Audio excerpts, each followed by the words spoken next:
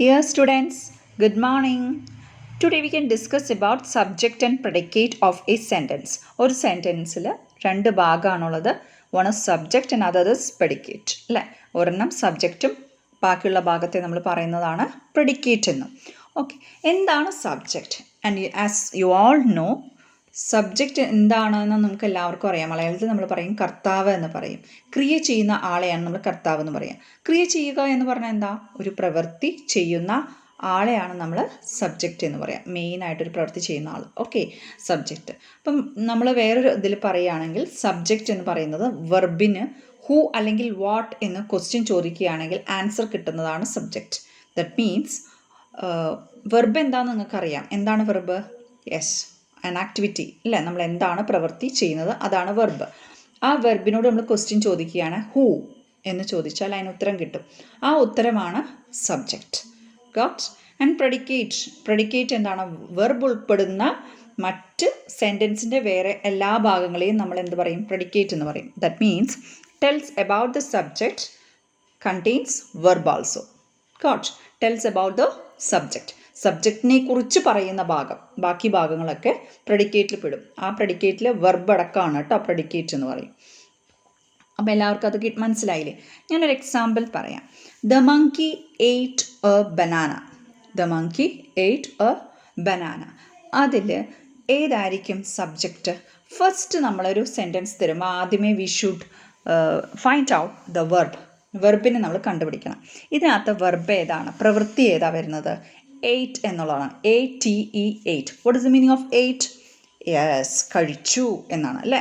Okay, അപ്പോൾ ഇവിടെ കഴിച്ചു എന്നുള്ളതാണ് അവിടുത്തെ ഒരു പ്രവൃത്തി. അപ്പോൾ വെർബ് ഏതാണെന്ന് നമുക്ക് മനസ്സിലായി, എയ്റ്റ് ആണ്. അപ്പോൾ എയ്റ്റിനോട് നമ്മളൊരു ക്വസ്റ്റ്യൻ ചോദിക്കുന്നു, ഹൂ എയ്റ്റ്? ആര് കഴിച്ചു? ആരാ കഴിച്ചത്? The monkey. മങ്കിയാണ് കഴിച്ചത്. ഓക്കെ, അപ്പോൾ എയ്റ്റിനോട് ക്വസ്റ്റ്യൻ ചോദിച്ചു, അതിൻ്റെ ആൻസർ കിട്ടി. What's the answer? Yes, monkey. അപ്പോൾ monkey is a subject. Got? The monkey is the subject. അപ്പോൾ മങ്കിയാണ് അവിടുത്തെ സബ്ജക്റ്റ് വരുന്നത്. വെർബ് എയ്റ്റ് ആണ്. എയ്റ്റ് ഉൾപ്പെടെയുള്ള ബാക്കി ഭാഗത്തെ, എയ്റ്റ് എ ബനാന എന്നുള്ള ഭാഗത്തെ നമ്മൾ എന്ത് പറയുന്നു? പ്രെഡിക്കേറ്റ് എന്ന് പറയുന്നു. ഓക്കെ, അപ്പോൾ എല്ലാവർക്കും അത് മനസ്സിലായില്ലേ? ഇനി നോക്കൂ, ഒരു another example. I will give you another example. വേറൊരു എക്സാമ്പിൾ തരാം. The dog was barking loudly. The dog was barking loudly. ഒരു പട്ടി ഉറക്കെ കുരയ്ക്കുകയാണ്. Okay, in this which is the subject? Which is the verb? Verb ഏതാണ്? Barking എന്നുള്ളതാണ് verb. കുരയ്ക്കുക. That is the activity doing അല്ലേ? അതാണ് അവിടുത്തെ ഒരു പ്രവൃത്തി ചെയ്യുന്നത്. ബാർക്കിംഗ്. Whose barking? ആരാണ് ബാർക്ക് ചെയ്യുന്നത്? യെസ്, അതിൻ്റെ ആൻസർ കിട്ടി. എന്താണ് ആൻസർ? The dog. ഓക്കെ, അപ്പോൾ എന്താണ് സബ്ജക്റ്റ് അവിടെ? Dog is the subject. Dog ആണ് അവിടുത്തെ സബ്ജക്റ്റ്. അപ്പോൾ the dog was barking. Was barking ഭാഗം അണ്ടർലൈൻ ചെയ്യുക. അതേതാണ് വരിക? പ്രെഡിക്കേറ്റ് ആണ് വരിക. അപ്പോൾ സബ്ജക്റ്റ് എന്താണ്, പ്രെഡിക്കേറ്റ് എന്താണെന്ന് എല്ലാവർക്കും മനസ്സിലായോ? അപ്പോൾ ഫസ്റ്റ് ഇറ്റ് സെൽഫ് നമ്മൾ ആദ്യം തന്നെ മനസ്സിലാക്കേണ്ട കാര്യം, ഫസ്റ്റ് നമ്മളൊരു സെൻറ്റൻസ് തരുമ്പോൾ തന്നെ ഐഡൻറ്റിഫൈ വേർബ്. ആദ്യം നമ്മൾ എന്ത് ചെയ്യണം? വെർബിനെ മനസ്സിലാക്കിയെടുക്കുക. അതിനുശേഷം ചെയ്യേണ്ടതാണ് ask a question before the verb. Who or what to the verb. വെർബിനോട് നമ്മൾ ക്വസ്റ്റ്യൻ ചോദിക്കുന്നു. ഏതാണ്? ഹൂ അല്ലെങ്കിൽ വാട്ട് എന്ന് ക്വസ്റ്റ്യൻ ചോദിക്കുന്നു. The answer of who or what is our subject. ഈ ഹൂ അല്ലെങ്കിൽ വാട്ടിന് കിട്ടുന്ന ആൻസറാണ് എന്ത്? സബ്ജക്റ്റ്. ഇനി നെക്സ്റ്റ് പോയിന്റ് എന്താണെന്ന് ചോദിച്ചാൽ the remaining part is predicate. ബാക്കിയുള്ള ഭാഗം, ഈ സബ്ജക്റ്റ് കഴിഞ്ഞിട്ട് ബാക്കിയുള്ള ഭാഗം വരുന്നത് എന്താണ്? പ്രെഡിക്കേറ്റ് ആണ്. ഗോട്ട്?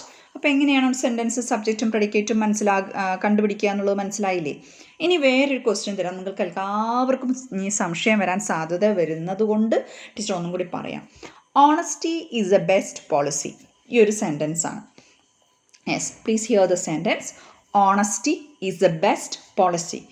ഇതിനകത്ത് we want to find out the subject. Subject നമ്മൾ കണ്ടുപിടിക്കണം. എങ്ങനെ നമ്മൾ സബ്ജക്റ്റ് കണ്ടുപിടിക്കും? First you want to find out the verb. ഇതിനകത്ത് വെർബ് ഏതാണ് വരുന്നത്?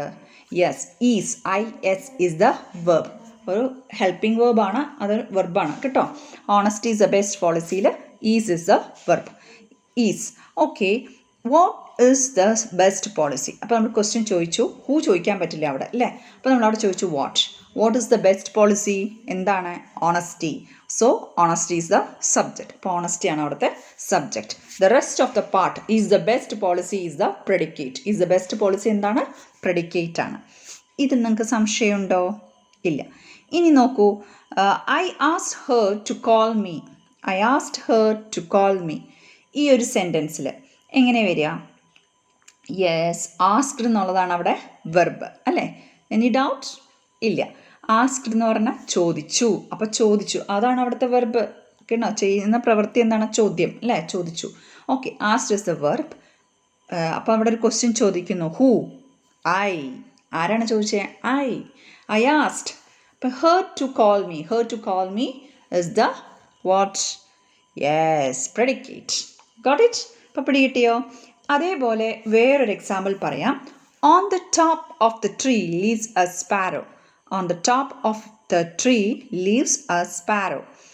ഈ ഒരു സെൻറ്റൻസ് നോക്കൂ. ഇപ്പോൾ ഇതിൽ ഭയങ്കര കൺഫ്യൂഷൻ തോന്നുന്നുണ്ട്. എവിടെയാണ് നമ്മുടെ സബ്ജക്റ്റ് കണ്ടുപിടിക്കാൻ ഇത്ര കുറച്ച് ബുദ്ധിമുട്ടുണ്ട് അല്ലേ. അപ്പോൾ ഒന്ന് നോക്കൂ, എവിടെയാണ് subject? On the top of the tree lives a sparrow. First we want to find out the verb. ഈ സെൻറ്റൻസിലെ വെർബിനെ നമുക്ക് കണ്ടുപിടിക്കണം.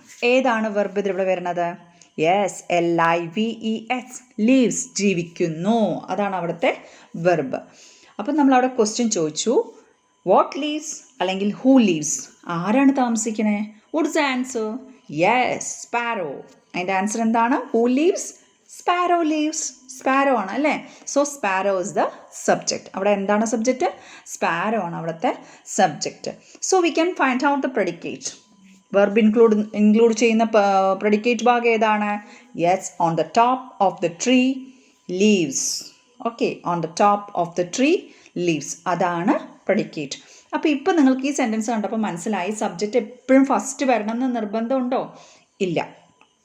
സബ്ജക്റ്റ് ചിലപ്പോൾ ലാസ്റ്റും വരാം കേട്ടോ. അപ്പം നമ്മൾ ഫസ്റ്റ് ആ വെർബ് കണ്ടുപിടിക്കുക എന്നുള്ളതാണ് ആദ്യത്തെ പ്രവൃത്തി. അത് കഴിഞ്ഞ് വെർബിനോട് നമ്മൾ ക്വസ്റ്റ്യൻ ചോദിക്കുന്നു, ഹൂ അല്ലെങ്കിൽ വാട്ട്ന്ന് ക്വസ്റ്റ്യൻ ചോദിക്കുന്നു, അങ്ങനെ നമ്മൾ സബ്ജക്റ്റ് കണ്ടുപിടിക്കുന്നു, ബാക്കി ഭാഗം പ്രെഡിക്കേറ്റ്. അപ്പോൾ ചിലപ്പോൾ സംടൈംസ് ഇമ്പറേറ്റീവ് സെൻറ്റൻസ് വരും. ഇമ്പറേറ്റീവ് സെൻറ്റൻസിൽ നമ്മൾ we can find out the what? Subject. പക്ഷേ അവിടെ അണ്ടർസ്റ്റുഡ് ആണ് സബ്ജക്റ്റ് യു ആയിരിക്കുന്നു. For example, show me how to do it. Show me how to do it. ഇതിൽ you can find out a subject. കാണാൻ പറ്റുന്നുണ്ടോ? പക്ഷെ നമുക്കവിടെ എന്താണ് സബ്ജക്റ്റ് എന്നുള്ളൊരു അണ്ടർസ്റ്റുഡ് ആണ്. അണ്ടർസ്റ്റുഡ് സബ്ജക്റ്റ് ആണ് അവിടെ വരുന്നത്. എന്താണ് understood subject? Yes, you show me how to do it. You is there കേട്ടോ. You show me how to do it.